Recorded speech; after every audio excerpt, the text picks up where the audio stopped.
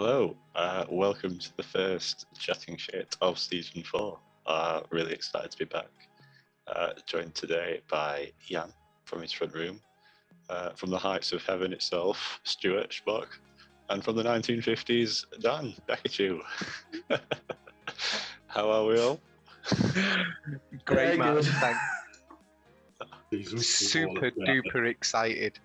Super excited. Silph's back. It's amazing. Sorry. I've been waiting for this. No, it's an exciting looking meta. Sort of back to the roots from Silph with the type-based cup. What's everyone feeling about it? Looked at it briefly, and I think it's a bit wild. I think it's going to be crazy. Hopefully, we'll see lots of unique picks. A lot of bugs going on. You know, it's very bug-heavy meta. So, yeah, I'm excited by it. Yeah. And maybe that's just because I've been stuck playing GBL all this time. So, any meta is like, yeah, it's not remix. I can get excited. Yeah. No, I'm a big fan of the type-based cup. It's what we were used to when we were playing in season 1 and 2. And I think it's really nice to have these return and try and work out the balance in a meta. And I also think the bans are very nice. I think it really gives some ones in the past which have been overlooked, gives them a chance to shine. And I think it's going to be a real fun, wild one, like Dan said. I think I'd agree. I'm kind of looking at the potential for chaos. Chaos. Feels like to a certain extent that Silph may be looking at some of the new toys that we've got and saying maybe you guys should play with them for a bit. But at the same time, you don't have to go that route, sure, by the looks of things. And I think we're going to see some pretty wild builds. So I'm pretty much looking forward to this. I'm really excited. So can't wait. I think what immediately stood out to me was the dark types look quite strong, and that's sort of reflected by what people have picked tonight to talk about. Reminds me of an episode I did a while back with the guys from Brighton, where I think it was Sir Corey, Expencho, and Nessa Bethan all picked a different ice type to talk about. So I picked Blaziken, obviously. So we've got a similar theme tonight. You guys have all picked a dark type. Dan, we're going to go with yours first because it seems the most meta.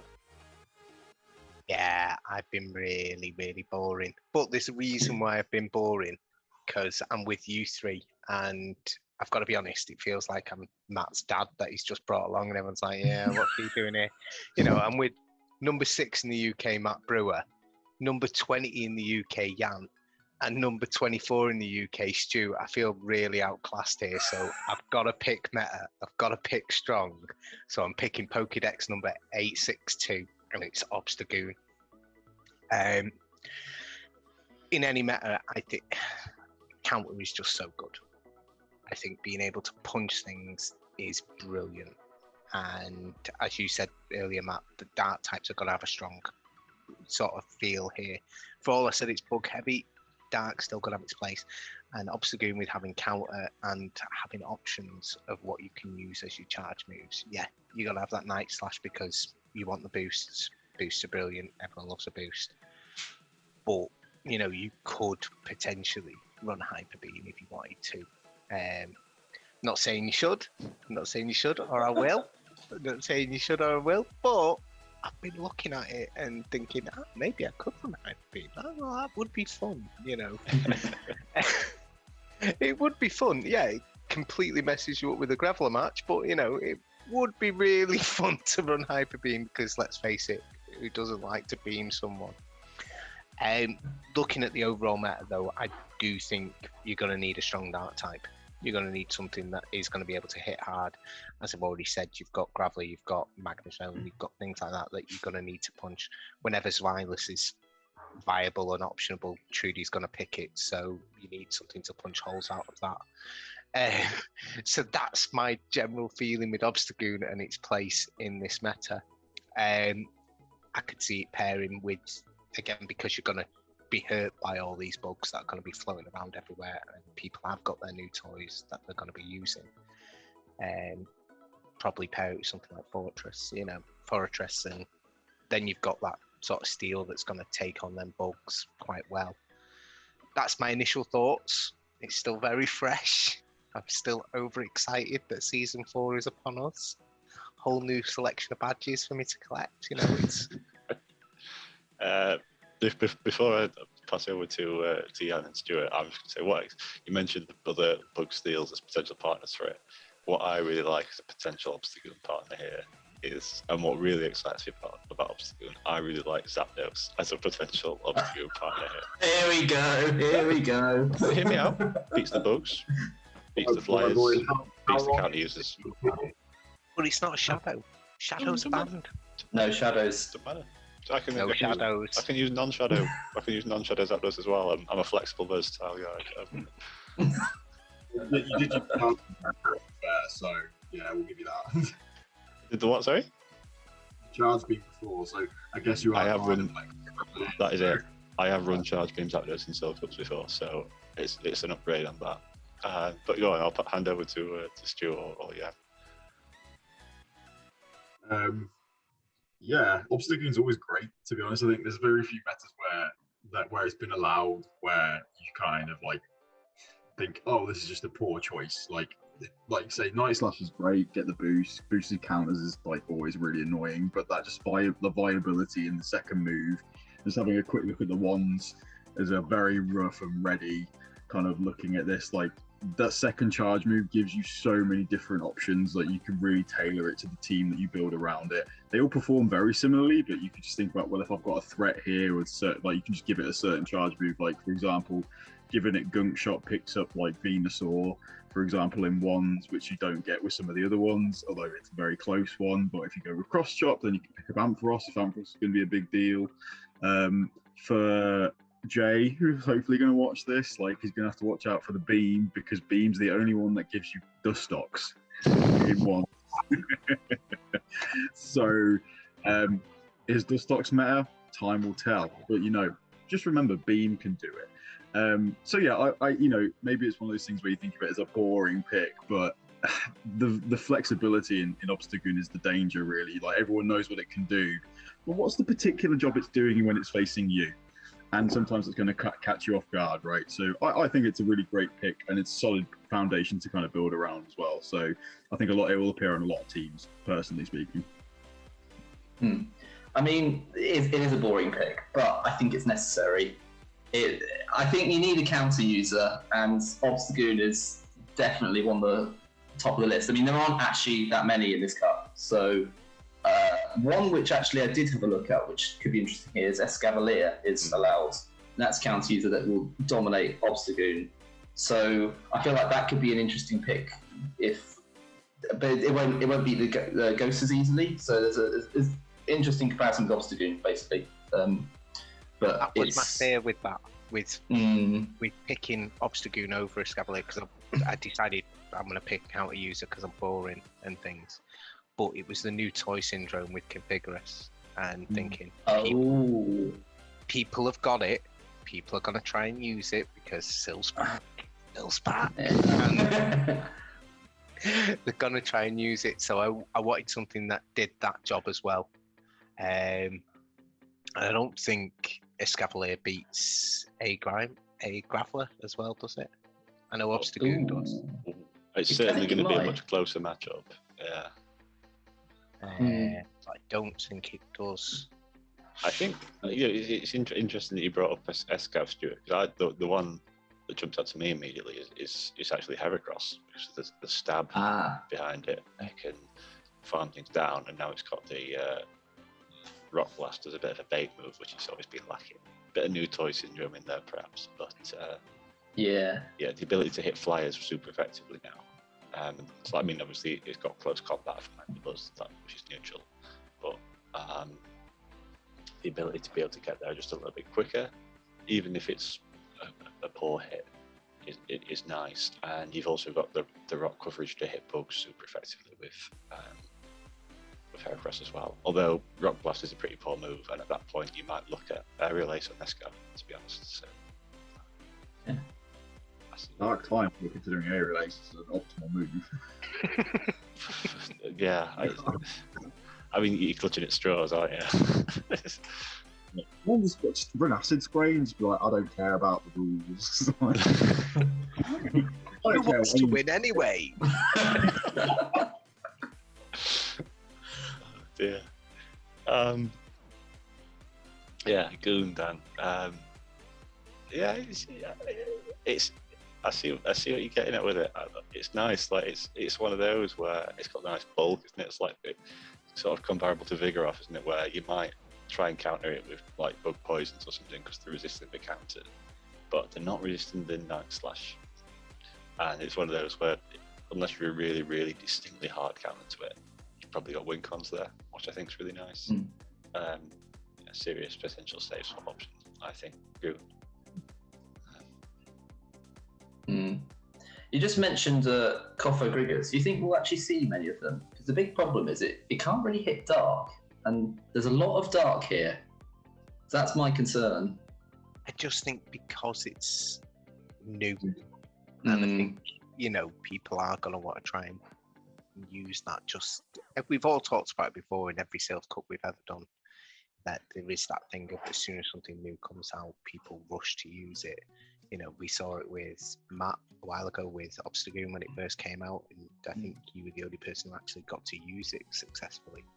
Oh, in Sorcerer's Cup. Yeah. Sorceress. Yeah, in Sorceress, yeah. I only used it in practice. It got banned. Yeah, it got banned, didn't it? Yeah. Yeah, but you dominated that practice tournament. It was amazing. It was so much horrible. So we do know people do have a tendency to do that.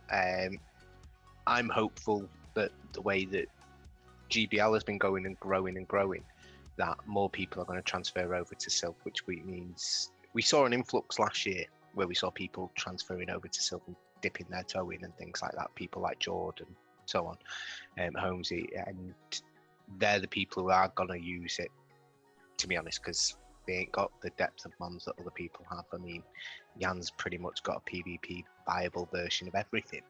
Do you know what I mean? So, fair enough. I think for me, I know we're kind of going on a tangent here, and I'm sure someone will pick up Cofagrigus in a later episode, but I think Cofagrigus is a big threat because I think it's one of those mons that if you don't, I know Dark's really big, but if you're not prepped for Cofagrigus, it will ruin you because it is bulky. It has a great moveset now, like we already saw from GBL, like the percentage of wins that it jumps up. I'm sure we've all faced one at this point. So, you can kind of rationally, I was like, oh yeah, Dark's a big thing, it will be fine. But like, if you get caught off guard, you're not going to be happy about it. So I think how popular it will be might be dependent on like, I wouldn't be surprised if like double dark teams would be necessary, would be quite big actually, which then obviously will put it in check a bit more. But early days of the meta, we don't know how it's really going to shape up, and it could cause a lot of problems if you're just not thought about, and people might not really think about it early days either as well. So that could catch people off guard. So, yeah, I also anticipate seeing quite a lot of it early doors. Maybe it'll peter out towards the end of the meta, but who knows, right? Who knows? It is early days. Just one thing, the three of us, me, Jan, and Stu have all said that name different. How is it pronounced? Cofagrigus. I could. Because you said Cofagrigus. You said. How did you say it, Jan? I say Cofagrigus. And I said Configurus, which I don't. It's not that. Well, one of you is definitely wrong. I know that much, but I'm not. I think Cough as in. I assume I'm wrong all the time with these names, because again, I'm old and I'm living in the 50s, hence the wallpaper. But yeah, I just wondered because I actually have no idea. I guess like cough because of coughing, and then I get like Cofagrigus. Yeah, I don't know. Actually, it's quite a difficult one. Oh, that one that evolves from Yamask. That weird one from Halloween. That one. What, Rodriguez? Oh, that's not. Look, this is a dark road that we don't need to. Imagine if that got followed. Let's move on before things go a bit silly. Let's move on to Let's move on to Stuart's dark type. Oh, here we go. Right, yeah. Okay, so I've gone with Pokedex number 452. It's Drapion. Now, Drapion's an interesting one because we've talked a bit about new toy syndrome, and the Poison Sting buff is fairly new. The Crunch buff is pretty new. So I think it might be a good place for it. And there's not many ground types about. There aren't many counter users about. And I think, with that Poison Sting fast move, you're getting to those crunches very fast. And there's not much which resists dark out here, aside from other dark types. And I just think it could be a great pick that could really catch some people out. And I don't think people necessarily prepare for it. I think it might, even if you run it in the team, they kind of think, oh, he switched in Drapion. Oh, what am I going to switch in? And by that time, you're already getting to crunches, and they add up, especially if you get defense drops. And Aqua Tail, spammy as anything, it's a very solid move. So I just think it's a great meta for Drapion here. Really do. Yeah. So you'd run it with Aqua Tail? Aqua Tail, yeah, it's a good bait move, and it hits a lot of things neutrally. Yeah. Nice Water's a great type. Nice for the potential Alolan Gravelers and Growlums as well, actually. Yeah, and Crustle as well. So you wouldn't be tempted to run like a return one or anything like that? Not return. I mean, I think Sludge Bomb could be nice for a surprise grass attack. Oh my god. Yeah. Also, the problem with Drapion is it's not very good at hitting opposing darks. But two of the big darks which are in this cup are Xylaus and Mandibuzz. Both weak to ice. You can run Ice Fang and surprise them. It's got a lot of options. It is a bit of a Swiss Army knife, but I do think that, Stu, it is really a bit of a Swiss Army knife because you don't know really what you're going to face. But as Matt can testify from last season, where he faced two of them in the same tournament and we both ran different moves and both messed him up. But I like Drapion. I do like Drapion. I mean, me and Jan were talking about Shadow Drapion earlier today. And I know Shadows are banned from this, but it's dirty. It's got a dirtiness about it now, which is great. Hopefully my Sinnoh STT opponents will attack. Drapion in the Shadow variant was a nightmare. And I use non-shadow variant as well, and it's just that brilliant one where you can run it in about like 20 different configurations just to annoy literally every player that you've ever met. But to the same degree, I also think that there's elements of it which then kind of shoehorns you into only using it for a certain job, particularly as the non-shadow variant. Which is why I prefer the shadow. I think like the shadow version gives you a lot more general coverage because those Aqua Tails, for example, hit so much harder. It means that you don't have to kind of lock yourself into necessarily running double nuke, or like, the crunch buff is amazing, but then those non-shadow Aqua Tails are kind of a bit. It's great if you get them as a bait, but if the bait doesn't land, it's kind of like, well, we might as well have not thrown a move, right? So I really like Drapion conceptually. I just think it's one of those things where, like, again, as a non-shadow version, I feel like it could just do a little bit more. But also, if it's because of those Swiss Army knife qualities, if you have a certain job you need it to do, more than likely it's going to be able to do it, which is also fantastic. So I think it depends on what your team calls for here, but I think it's going to be a great pick regardless. Yeah. But also, with a couple of the bans we have, I mean, there's no Stunfisk here, there's no Scrafty, there's no Toxicroak, a lot of the things that Drapion doesn't like. So I think this could be its time to shine. I really do. I think what I like about it is it's a dark type that isn't necessarily worried about the bugs because its second typing is resistant to it, whilst also picking up a counter resistance. As well to sort of make it neutral. We know in practice that counters still going to, like, counties still going to be good answers to Drapion, but having a dark type that isn't quite, like, if we compare it to something like Xylaus, which is terrified of bugs, is terrified of counter, Drapion is a bit safer in that regard. I don't know. I feel like I'd run double nuke personally. I think Crunch Sludge Bomb. Crunch Sludge Bomb, yeah, let's completely get rid of the option of not worrying about how we're going to hit dark types. I think it could be an amazing thing to if you've got a bad lead, switching the Drapion. As you say, by the time your opponent's thought about what they're going to switch in, you've got 2 or 3 poison stings in, and at that point you're probably going to get a shield or something. Yeah.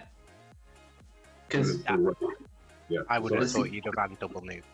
That's why I was a bit surprised when you said Aquatail at first. I wanted to hit those Crustles. I wanted to hit those Crustles and Alolan Grimer. but this is equally interesting though, because as you say, this is part of the appeal. Like there's a couple of mons here actually, which like the one I'm going to pick actually has that similar appeal where you don't quite know what to expect from it, and so I suppose that's definitely a huge advantage in this cup, which as you guys were saying, could be a little bit wild.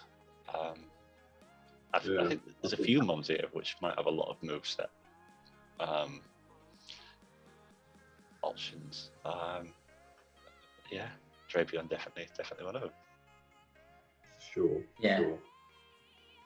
I think it's going to be the case that we're all going to get through a tournament at some time feeling like I've just lost to Drapion because of its stupid bloody moveset. There's nothing to do about it.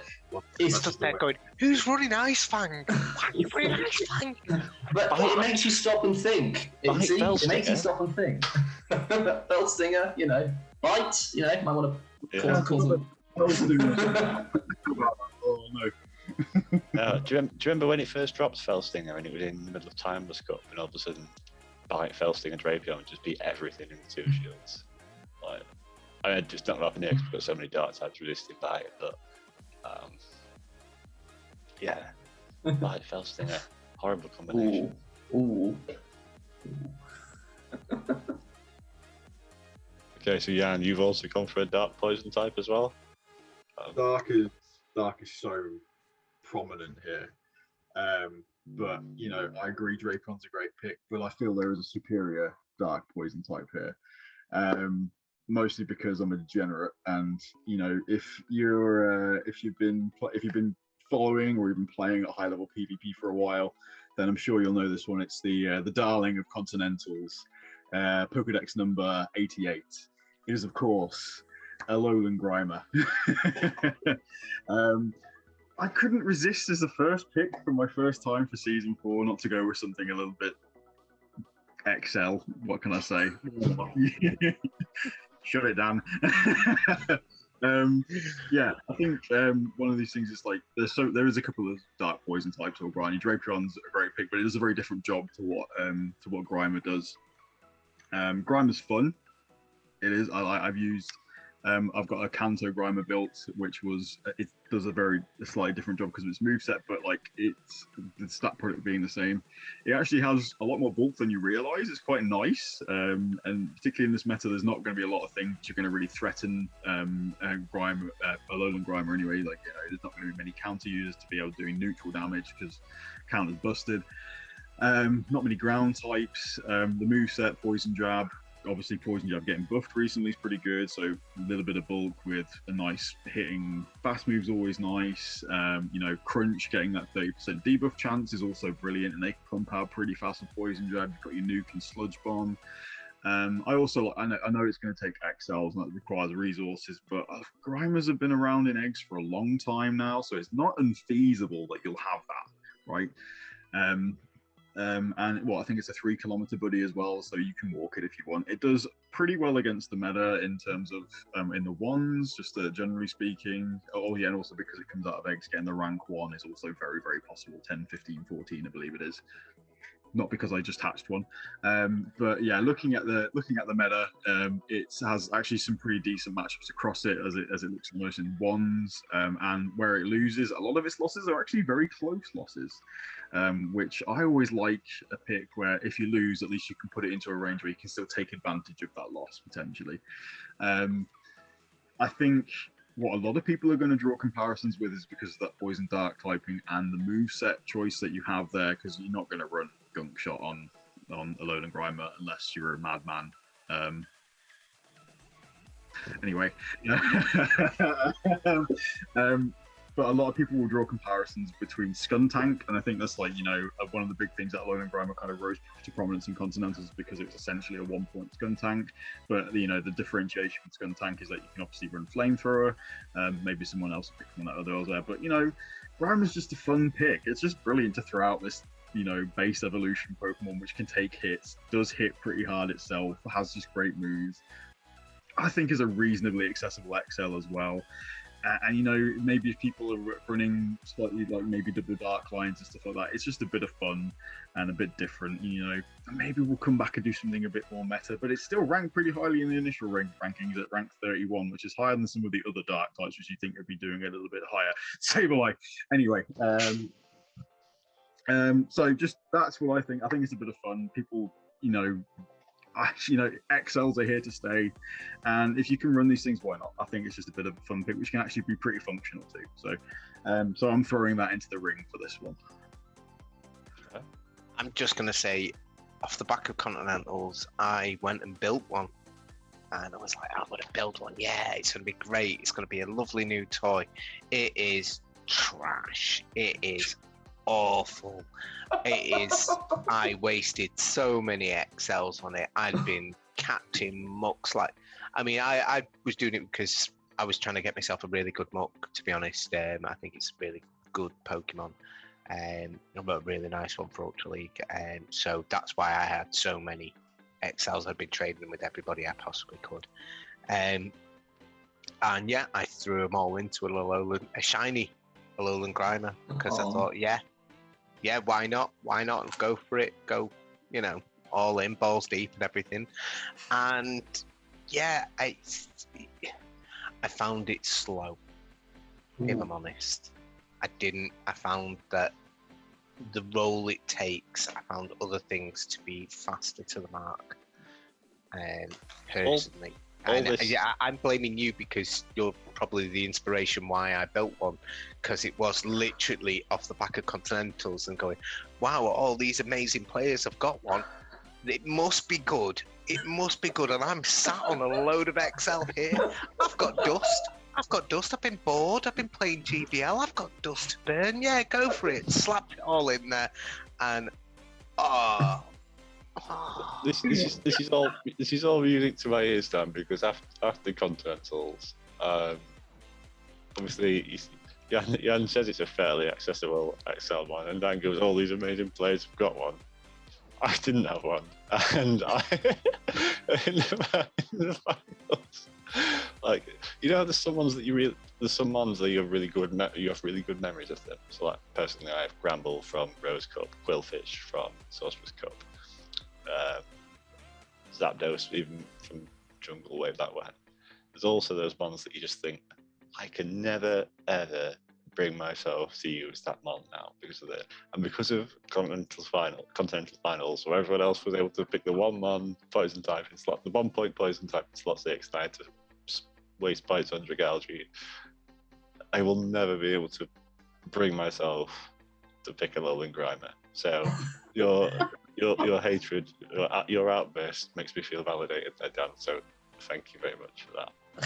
Because I was going to say, until you mentioned the comparison to Skuntank, Jan, I feel like you've just picked it just to trigger me a little bit. I don't know what you're talking about, Matthew. That would not be a character for me. This is organic, no influence whatsoever. Maybe a little bit of trigger play here, but we're human. We make mistakes. Alright. I was getting ready with the Alolan Grimer. I mean, I'm not really a big fan of XLs or anything, so I was thinking, why are we doing this? But you kind of convinced me, Jan. That's all I needed. That's very good. And then Dan spoke, and I was like, what's going on here? So the jury's very much out. But what I think I do want to say is, because Alolan Muck is a very common PvP bit. I think we've all got one here. I'm a big fan of it. I've used it multiple times. I'm not sure if this is the best meta for it. I kind of think with the Poison Jab buff and the Poison Sting buff, things have slightly moved away from Alolan Muck. But why would you go Alolan Grimer over that if they already have a Muck build? I think it's just because of that. It's that crunch buff. really is actually like, it was a big reason to run it in the first place over Alolan Muck, because that crunch is just a quicker move to get to. Even though if you I know Snarl obviously on Alolan Muck gets you so much energy, so much quicker. But I think now definitely with that ability to kind of get to a very quick, pretty hefty charge move in crunch, because it does a decent amount of damage, especially with stab. And now that 30% debuff chance is pretty ridiculous. Like, it's there's so many games that I've played recently with crunch mons, which I shouldn't really have won. I won't lie, but it's almost like if you recall to when Moonblast was like a 30% debuff chance on Cresselia, and just how ridiculous that was. So it really wouldn't surprise me if it did get nerfed slightly at some point in the future, but it just feels like, why not make the most of it now? And that's probably a really toxic attitude, and I'm sorry, internet, but that's the way it is right now. And again, I think it's not necessarily something that I pick Alolan Grimer here, not as to saying that this is the optimal. I made a big show like the perfect poison dark type. It isn't. Don't get me wrong. It's not. But I think it's an option that you can put in within a certain team builds. I think that's what a lot of what we've talked about here tonight. I mean, Obstagoon's a really great generalist. Drapion fulfills many different roles depending on what your team calls for. I think Alolan Grimer does the same thing, because again, you can pick up like Skuntank, for example, but then you can run you could essentially have 2 Skuntanks in many if you wanted to run that, because you could have one with Flamethrower and one running Sludge Bomb. It's not something where you're going to go, my go-to Poison Dark is going to be this. It's not that type of one. It's again, it's another pick where I think like you have a job that needs to be done, and this could do it quite well. And I think you do have to be aware of its limitations. It's not like what I like to call plug and play type ones.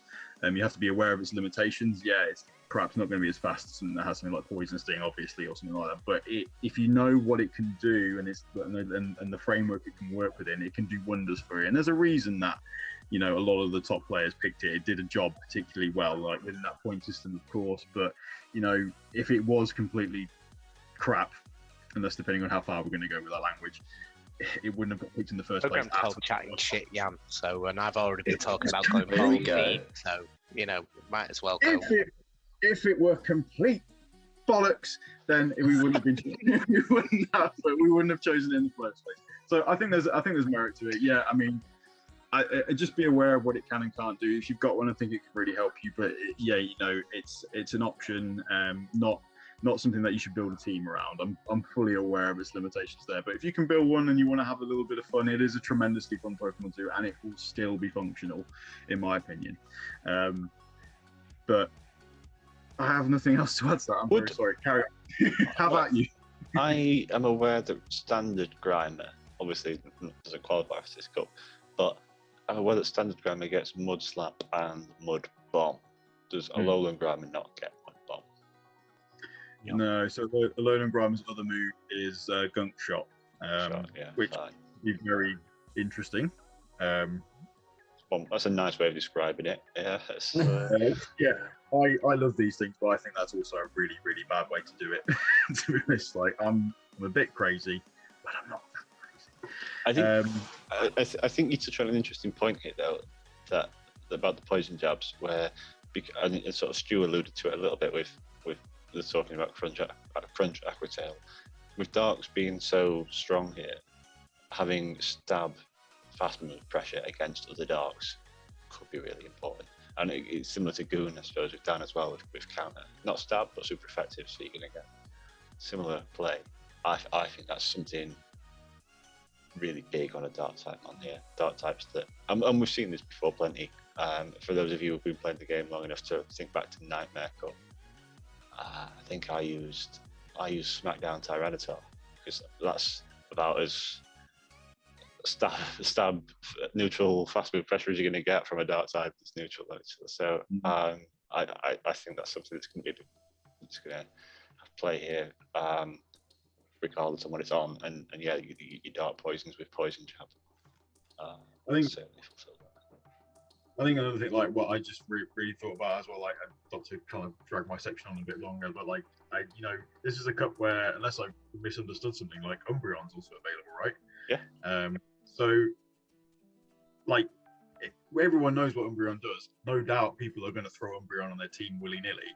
And here's a poison dart type who does very, very well against Umbreon regardless of the moveset it does. So like you've got an option there that you can like I can do this and it does all those other jobs and like you can beat it very handily with like fast move pressure, right? Again, obviously Goon's going to do the same thing. I think I can't remember the Drapion matchup, but I think it's like you can land those sludge bombs. But you got to watch out for the last resorts, but that's because the fast move pressure is not as much. But like anything that's going to obviously a lot of players coming in who know Umbreon and think, I can just throw Umbreon on my team and it's going to be great. If you've got like a really handy answer in your own dark type that can really do that job really well, that's just less pressure on you early days, isn't it, as well, which is something that I really like about it. I'll shut up now. No. No, you were making sense. People are going to pick Umbreon. I was shocked when I was looking at the rankings and thinking Umbreon's not as high as I expected. I usually, whenever it's available, I always expect it to be a top tier mon, similar to Sableye. But you do expect these things, and when they are available, people will pick them. So having a good and solid answer to it does make it more viable.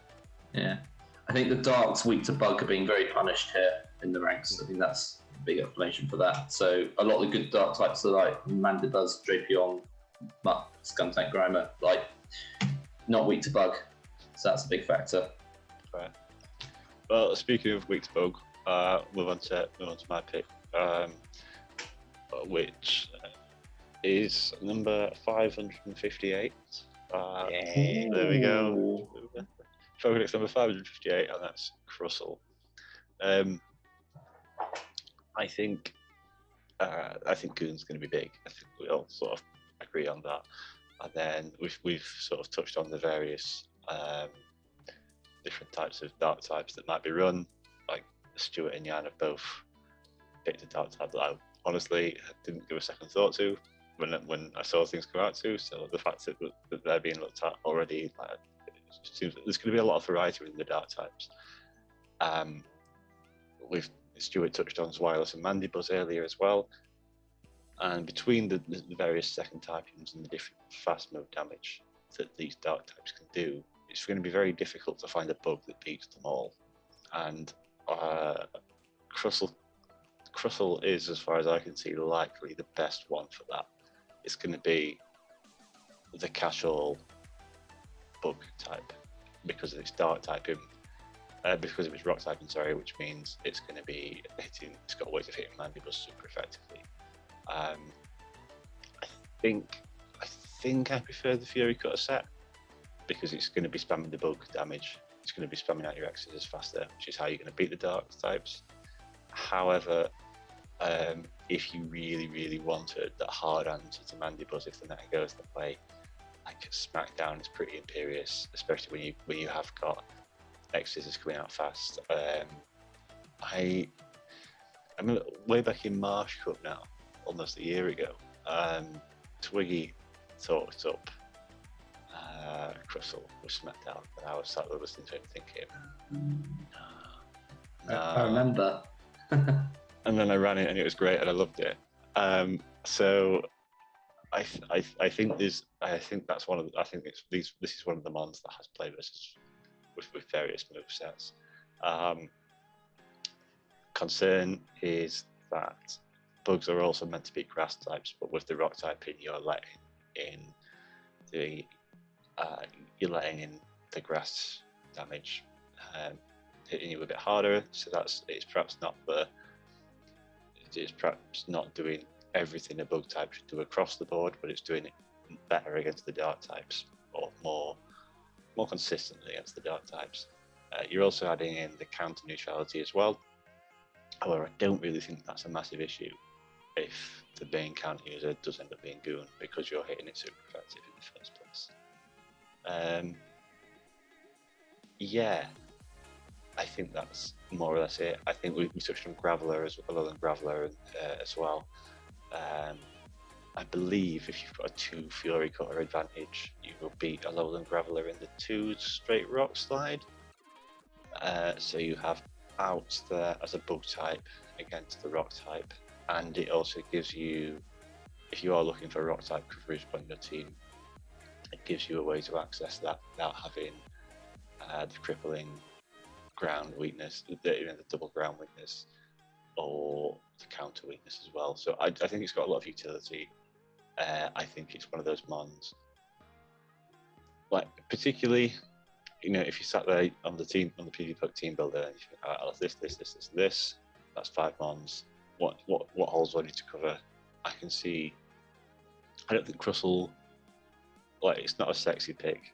It's not as wireless. It's not a Venusaur. It's not that sort of. Is Venusaur sexy? I don't know. But yeah. You think Venusaur's sexy? Most I people do. are like. Most people are like, I'm a big fan of the Venusaur, but yeah, it's not that immediately. Oh, I really want to use Mon, but I think it's a great glue on a team. Like it can be, I feel like it can be used in so many situations here. Like even like ghost types are meant to be bugs. Ghost types here, I feel like because dogs are so big, I feel like the ghost types we're going to see are going to do non-ghost damage, which I think will end up looking like Frostlass and possibly Chandelure. Both of no. So let's not go down the Chandelure.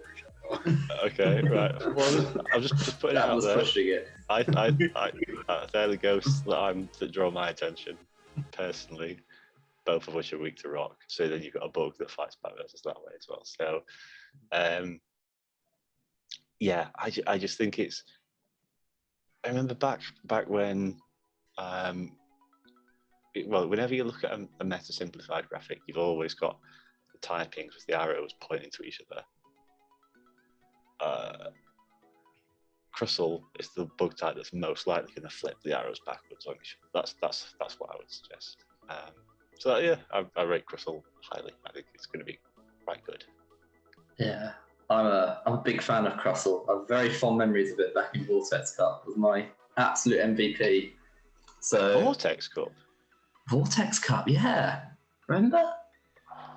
I was going to say, Stu, you're the reason why I have a Crustle. You are genuinely the reason why I built a Crustle, the first Crustle I built, wow. because of you. Pure inspiration for me. It was painful. Right. You know what? I'm looking at this. Have you looked at this in the shield scenarios? In the 2 shields, are you Fury Cuttering, Matt? Sorry, or I Cuttering, think at the minute I'm Fury Cuttering. So I don't want you 2 shields. It beats 95% of the meta. That doesn't sound right. Sure. Well, it's because what it is you just get into those charge moves so fast that if the opponent's shielding and you're shielding, you'll get to 2 more charge moves, or they get to a 3rd one basically. So it's just a sheer number of moves, and they'll hurt. Bug and rock here. I'm just looking at it here, and it was like, that's really. I mean, I think the SmackDown does slightly more, 94% in the 2 shields, but it does more in the 1 shields. Are you just is the opponent definitely got 2 shields on that sim as well? Oh no, sorry. No. That's good.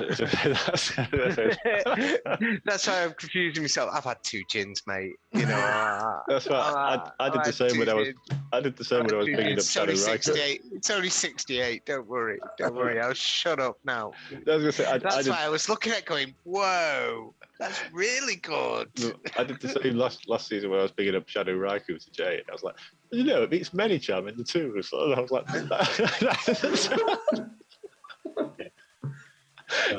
no, but with Crustle, with rock and bug fast charge moves, you okay? Yeah, sorry. I'm just glad it's not just. You've got bug and rock charge moves. The best 2 types in this cup so far seem to be other bug types and dark types, and you're hitting them both super effectively if they're pure. So that's a good starting point, regardless. I mean, I was a big fan of the SmackDown variant, so I'm very interested to see that the Fury Cutter variant's coming back into effect here. But I think it could definitely be the play for sure. But the other thing with Crustle, it does have some competition here because Alolan Graveler's about. Alolan Graveler is going to be a big force, and this is not something I've mentioned too much tonight, but Galvantula is quite a way down the rankings. But, we know Galvantula. It's always a threat when it's about. So you think just having that combination of Bug and Rock is going to be the most effective here? Yeah. I think... SmackDown's nice. I think the reason why I'm specific... I've done many sims at all. I think the reason why I like Bug... the Fury Cutter version is because it stops you being walled as much. I know you touched on the Graveler. The biggest thing that could potentially wall Crustle is like the Magnezones and Magnetons, and obviously the change in fast move there isn't going to help you. But if you can spam them a bit quicker, you might just outlast the timer a little bit. So you might be able to switch out at that. That's maybe. And Ferrothorn as well. It'll help you out versus Ferrothorn a lot. Yeah, Ferrothorn's help. Although it's not too bad with SmackDown, I think. It's okay with SmackDown, I think. To me, with quickly looking at it, it's more of a question about what you fear more is what you have with the Spasm, because you mentioned Mandy and saying SmackDown is a really good answer to Mandy, for example, but Fury Cutter still beats Mandy.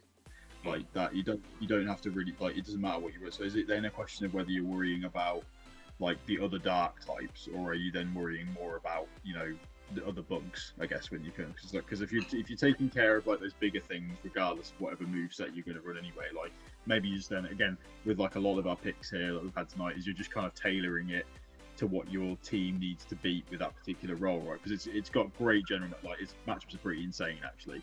But you can then tailor to which way you're going to force it based on whether you think, oh, actually, I'm going to have to deal with bugs a lot more, or if I'm going to be dealing more with dark types, and that's going to be because like Stu said, those spamming out X scissors, for example, is just so annoying. If you get the Shuriken, it's you could just outlast things in that sense. So, but yeah, it's kind of scary just looking at it very quickly. What it can do in 2 shields is kind of a bit nuts. Just I'm now really considering it where it wasn't before. Yeah. I think what's interesting, because I did a quick cheeky sim when Stu was talking about Drapion. Drapion picks it up quite nicely with Aqua Tail. I think you need a fair bit of energy advantage on Crystal to turn around the Drapion matchup, because Aqua Tail, despite it being a fairly weak move when without stab, the speed that it's getting to him is pretty mad. So it might be a feather in Drapion's hat. I don't really know the phrase. Yeah. I started the phrase, then realised halfway through it I don't know the phrase, but feather Too late in now. its bow? I don't know. Feather in its cap, isn't it? Bow in No. its I cap. think it's feather in its cap. Yeah. That Feather might- Yeah, feather in the cap. There we go. That's what I meant. Okay. there's a point for Stu's Drapion there. Yeah. Cool. Anyone got any final thoughts on anything, or do you want to wrap up, or what do you think? No. Pretty cool pick. Take that one to the bank. And 2 shields versus 1 beats 95% of everything. 95%. 2 versus 1, 95. Done. What more do you need? Get shield advantage in the tournament. Easy. There you go. Yeah. That's the take. Pair it There you go. with Stuart's double nuke Drapion. That's going to get you a shield. Unbeatable line. There you go. Cheat code for this. Whatever it is. Got Alolan Grimer in the back. Good safe got, you know what I mean? Fine. Right, guys. Oh, go on, Dan. Go on. I'm just really excited that the season's back, to be honest. I've missed Silph, and yeah, hopefully, be a good one. Yeah, I'm excited to see where it takes us. It's good time back in it. Hopefully we might even get some in-persons this season at some point. Hopefully, that would be lovely, wouldn't it? But Yeah, that'd be lovely. Ideally, before you bog off to Canada. I feel like that's probably unlikely, but right. All right, guys. Thank you so much for joining. As I say, great to be back. Catch you all later. Cheers. Cheers, Thanks thank for having you. us, Matt.